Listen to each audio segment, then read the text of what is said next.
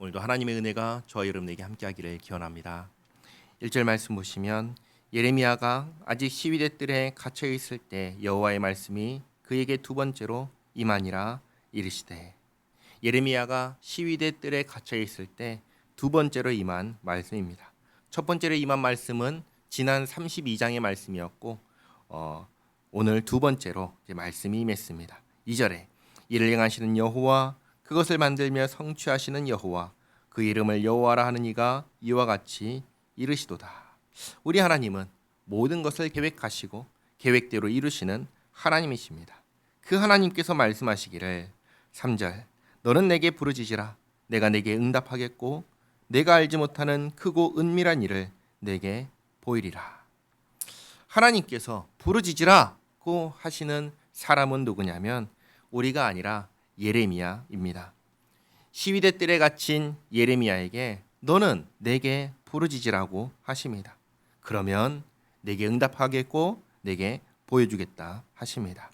그리고 4절부터 말씀이 예레미야의 부르짖음에 대한 응답이고 보여주시는 것입니다. 그 4절 말씀 보시면 이스라엘의 하나님 여호와께서 말씀하시니라, 무리가 이 성읍의 가옥과 유다 왕궁을 헐어서 갈대아인의 참호와 칼을 대항하여 싸우려 하였으나 내가 나의 노여움과 분함으로 그들을 죽이고 그들의 시체로 이 성을 채우게 하였나니 이는 그들의 모든 악행으로 말미암아 나의 얼굴을 가리어 이 성을 돌아보지 아니하였음이라.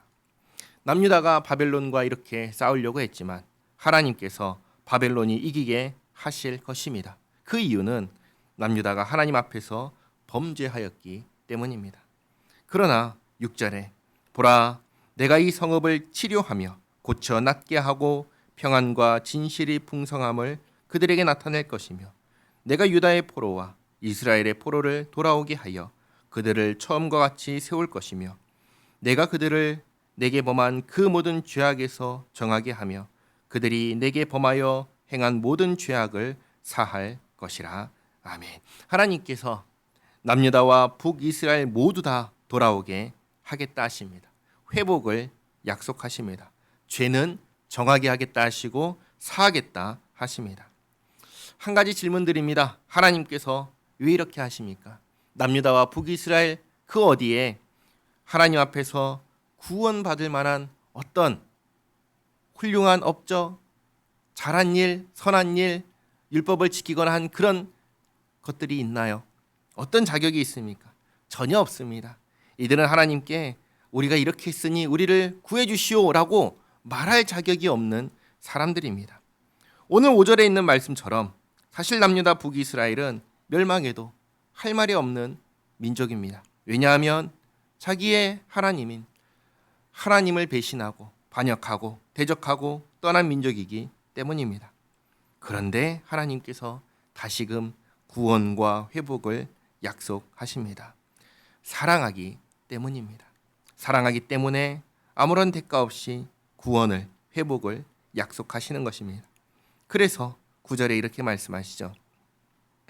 이 성읍이 세계 열방 앞에서 나의 기쁜 이름이 될 것이며 찬송과 영광이 될 것이요, 그들은 내가 이 백성에게 베푼 모든 복을 들을 것이요, 내가 이 성읍에 베푼 모든 복과 모든 평안으로 말미암아 두려워 떨리라.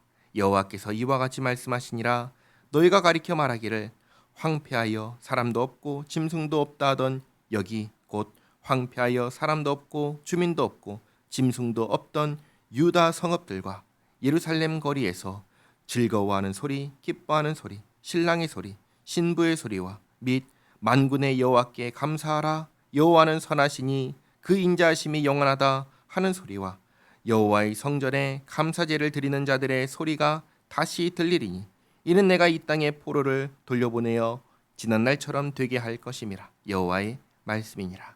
만군의 여호와께서 이와 같이 말씀하시니라, 황폐하여 사람도 없고 짐승도 없던 이곳과 그 모든 성읍에 다시 목자가 살 곳이 있으리니 그의 양떼를 눕게 할 것이라.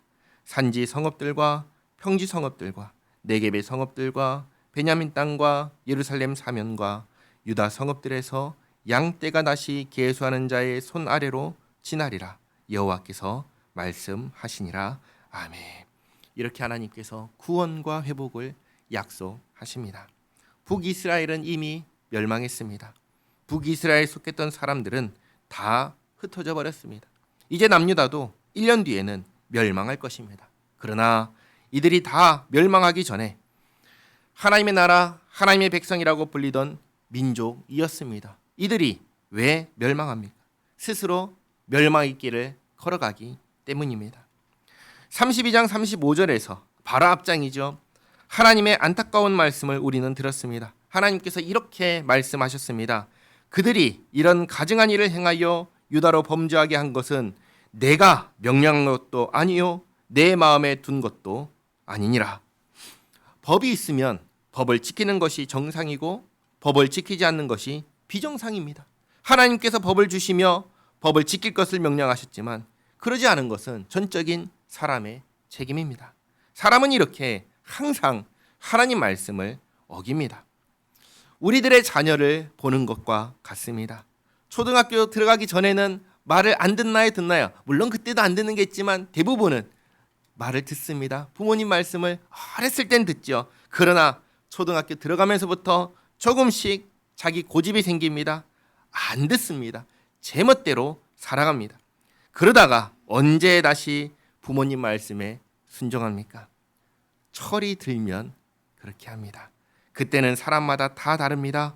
그러나 철이 들면 부모님께 함부로 했던 그 시간들을 자랑스럽게 여기나요? 아니면 부끄럽게 여기나요?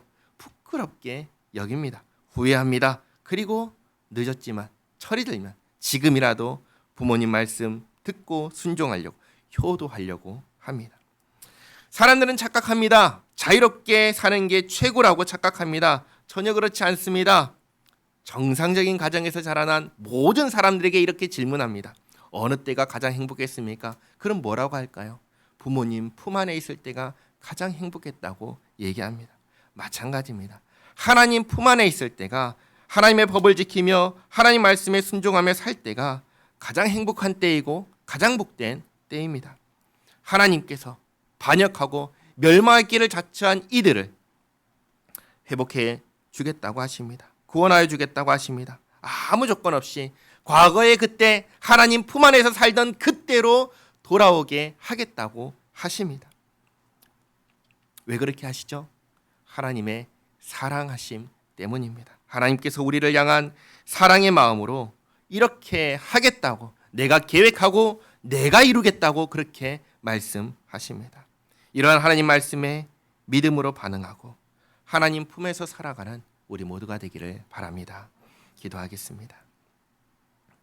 좋으신 하나님, 하나님께서는 우리가 생명을 얻고 덧 얻기를 바라셨지만 우리는 도리어 하나님을 배신하고 대적하고 떠났습니다. 스스로 멸망의 길을 걸어갔습니다. 그러나 멸망하는 것을 기뻐하지 않으시고 하나님의 때에 모든 것을 회복시켜 주겠다 하시는 사랑과 은혜의 말씀을 들었습니다. 이 모든 것이 때가 참에 예수님 안에서 주셨음을 믿습니다. 우리를 향한 하나님의 사랑을 잊지 않게 하옵소서. 하나님 말씀에 순종하며 하나님 품 안에서 살아가는 우리 모두가 되게 하옵소서. 예수님의 이름으로 기도하옵나이다. 아멘.